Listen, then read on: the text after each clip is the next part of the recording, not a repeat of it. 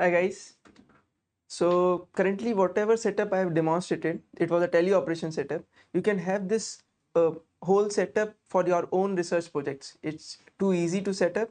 You can do it on your own. All the scripts are already available. So in this video, I'll tell you how can you have this own setup and how this setup was actually working. So here I was demonstrating the teleoperation of a follower arm using this leader arm.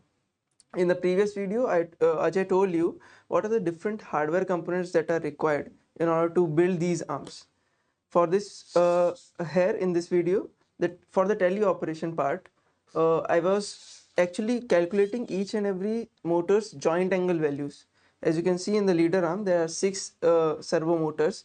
For each servo motors, we will be assigning a number so that we can send the joint angle values corresponding to that servo motors to my PC. We are sending these values via UART protocol. So we'll be sending these values to my PC, and the PC will revert back these values to the follower arm for teleoperation. So whenever I'm moving, each and every joint angle values are correspondingly moved by the follower arm. So during the setup for this teleoperation, you'll require a calibration step also. In calibration, we actually define the minimum and the maximum values for each servo motors. What do you mean by the minimum and maximum values is that for a gripper arm, for example, it requires to move to a particular end values. It can't move further to that point. That's why we need to define these minimum and maximum points. So you don't need to actually worry about these calibration because all the scripts that are currently running on my PC are already open source. You can get all these scripts from LeRobot SO101 website. So further to this setup, what is the basic use case of this setup? So as you can see, I have mounted a camera over this follower arm. You'll require an overhead camera also.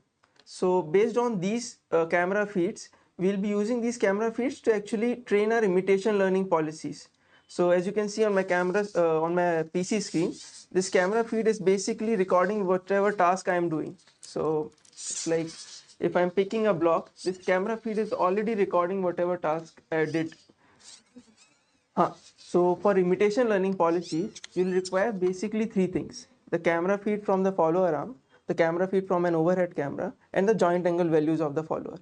So based on these 3 different values, it will be training an imitation learning policy. After training an imitation learning policies, whatever task I am doing with the leader arm, that follower arm can do that task autonomously. That is the main use case for this leader follow teleoperation, to record the data set for imitation learning.